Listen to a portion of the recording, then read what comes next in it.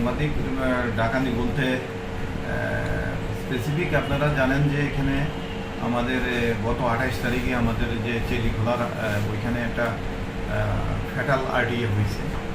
তো এটা নিয়ে সেটা সাবসিকুয়েন্টলি আপনারা তো এটা নিয়ে সেটা অবগত আছেন যে এলাকার জনগণ এখানে একটা রাস্তার উপরেও করছে, রোড ব্লকেটও করছে।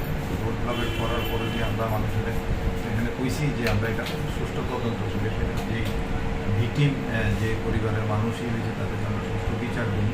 তো সাবসিকুয়েন্টলি আমরা ওইটাকে ওই বিষয়টার উপরে আমরা একটা স্পেসিফিক কেসও রেজিস্টার করছি যে ওই গাড়ি অ্যাক্সিডেন্টের ব্যাপারটা নিয়ে। ওই কেসের প্রাথমিকভাবে আমাদের কাছে যে এসেছে এখানে ঘটনাটার সাথে দুটো গাড়ির ইনভলভমেন্ট আছে। একটা আপনার যে গাড়ি খুব সুন্দর গাড়িটার নম্বর হয়েছে আপনার TR 03L153, ওটা বুলেরো গুডস ক্যারিয়ার। যে গাড়িটা আপনার বিশালগড়ের থেকে খুব সম্ভবত যে এটা এলিগেশন যেটা আছে যে গাড়িটাতে নাকি চিনি বোঝাই ছিল, চিনি বোঝাই গাড়ি যাইতেছে। আর যে ভিকটিম যে ছেলেটা সে তার সাথে একজন পিলিয়নের সাথে তারা বক্সনগরের দিকে থেকে আমাদের বিশালগড়ের দিকে চলেছে। ঠিক তার সাথে সাথে আরও একটা প্যাসেঞ্জার গাড়ি ওই বক্সনগরের দিকে থেকে এখানে টুয়ার্ডস বিশালগড়ের দিকে। যখন তারা চেলিখোলাতে গ্রেভিয়ারটা এইখানে যেখানে ঘটনাটা হয়েছে, এই ঘটনাটাতে যখন এখানে যাইতেছে এই গাড়িটা অতি দ্রুত বেগে গিয়ে আসে, যে বিশালগড়ের দিক থেকে যে গুডস ক্যারিয়ার যে গাড়িটা এটা অতি দ্রুত গতিতে গিয়ে আসে, ওই গাড়িটার একটা দিছে, বাউলানি দিছে, মানে রাস্তার ভিতরে খুব স্পিডে যেতে। তখন ওই বাইকটার সাথে প্রথমে লাইট ড্যাশিং রোডে দিচ্ছে এবং সাবসিকুয়েন্টলি ওই প্যাসেঞ্জার গাড়িতে পিছের প্যাসেঞ্জার গাড়িটার সাথেও এই বাইকের যারা আরোহী আছে তো তাদের কোলাইড হয়েছে। তো আমরা প্রিলিমিনারি আমরা দেখতেছি যে দুটোটা গাড়িরই এখানে ইনভলভমেন্ট আছে। তো সেই দিক থেকে আমরা ওই প্যাসেঞ্জার গাড়ি, যেহেতু ওইটা প্যাসেঞ্জার গাড়ির এখানে প্যাসেঞ্জারও ছিল এবং প্যাসেঞ্জারদের বক্তব্য অনুসারে আমরা এটা দুটোটা অ্যাঙ্গেলেই আমরা তদন্ত করে দেখতেছি। এবং যে প্যাসেঞ্জার গাড়ির যে ইনভলভমেন্টের ব্যাপারটা, এখানে যে প্যাসেঞ্জার ছিলেন ওদের যে বক্তব্য, তাদের বক্তব্যটাকেও আমরা সায়েন্টিফিক্যালি এবং সমস্ত কর্নার থেকে এটার জেনুইননেস এবং সমস্ত কিছুর উপরে আমরা কোথায় থেকে গ্রেপ্তার করা হয়েছিল গাড়িটা? যে ম্যাক্স গাড়িটা তো ঘটনার পরে তারা অ্যাক্সিডেন্ট থেকে স্টোর করেছিল। আমরা গতকালকে রাত্রে তাদেরকে লোকেট করেছি এবং গাড়ির ড্রাইভার এটা আমরা নিয়ে এসেছি। চালককে কয়জন চালককে আটক করেছে? চালক তো যে ম্যাক্স গাড়ির চালককে আটক করা হয়েছে আছে।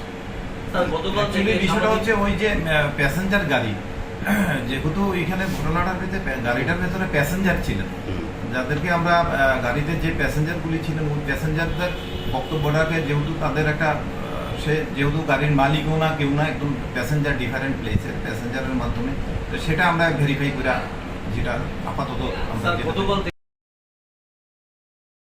গাড়ির মালিকও না কেউ না, একদম প্যাসেঞ্জার ডিফারেন্ট প্লেসের প্যাসেঞ্জারের মাধ্যমে, তো সেটা আমরা ভেরিফাই করে যেটা আপাতত আমরা গতকাল থেকে সামাজিক মাধ্যমে একটা ঝড় উঠছে যে এখন চিনির গাড়িগুলি গ্রামের রাস্তা ব্যবহার করছে, কদমতলী এবং ব্রজপুর দিয়ে সেই গাড়িগুলো যাচ্ছে।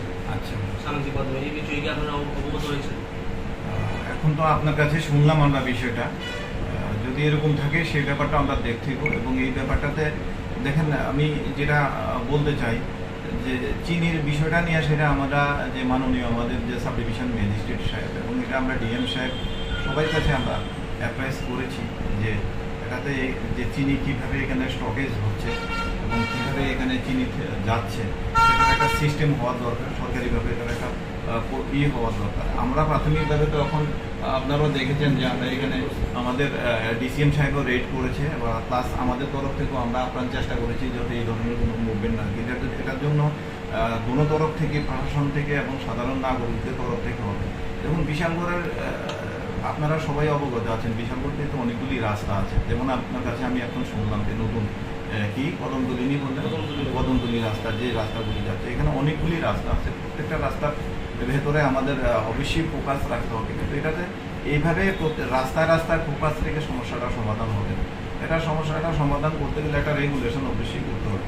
আমার মনে হয় যে এই যে যারাই এই ধরনের ব্যবসায়ী যারা হোলসেলের এই যে চিনি বিজনেস যারা করছেন তাদের তাদের প্রশাসনের তরফ থেকে বা একটা জিনিস দেখার দরকার যে অ্যাকচুয়ালি বিশালগড়ের লোক সংখ্যা কত আছে বা সিপাহীজলা ডিস্ট্রিক্টের লোক সংখ্যা কত আছে, যে এই সেক্টরের ভেতরে কত কনজামশন হতে পারে। কনজামশনের 3 মান্থ অফ কনজামশন যদি আমরা যদি ইমার্জেন্সির কথা চিন্তা করো, যদি 3 মান্থ বা 4 মান্থের একটা কনজামশনের একটা অ্যাসেসমেন্ট করে এইভাবে যদি অথরিটি একটু দেখে যারা এটাকে রেগুলেট করে, তাহলে আমার মনে হয় এই ধরনের যে ইস্যুগুলি আপনারা যেটা তুলেছেন বা সাধারণ মানুষ যে জিনিসটা বলছে সেই দিক থেকে আমরা মনে হয় একটা সঠিক জায়গাতে যেতে পারবো। যদি এটার কোনো স্পেসিফিক যদি রেগুলেশনের উপরে না থাকে, যেমন আমরা অনেক সময় দেখি যে পেট্রোল এইগুলি যদি যখন একটা শর্টেজ হয় তখন একটা রেশনিং সিস্টেম চালু হয়, ঠিক তেমনি যদি এরকম যে সুগার যে ইস্যুটা নিয়ে এসে একটা বার্নিং ইস্যু, প্রশাসন বদনাম হচ্ছে, আমাদেরকে অনেক কথা শুনতে হচ্ছে, বিভিন্ন ধরনের অনভিজ্ঞত ঘটনাগুলি হচ্ছে। তো সেই দিক থেকে কতটা চিনি এখানে ব্যবসায়ীরা যেহেতু বিজনেস করেন তারা তো রাজধানী থেকে আগরতলা থেকে চিনিগুলি আনেন বা কোনো স্টকেজ অথরাইজ কাগজপত্র দিয়েই ওরা যেহেতু কাগজপত্র আনতে, তো তারা কতটুকু চিনি ড্র করতে পারে এবং এই সিপাহীজলা ডিস্ট্রিক্টে চিনি রিকোয়ারমেন্টটা কতটুকু আছে, এই জিনিসগুলি দেখে যদি একটা রেগুলেটরি সিস্টেম যদি চালু করে তাহলে আমার মনে হয় সমস্যাটা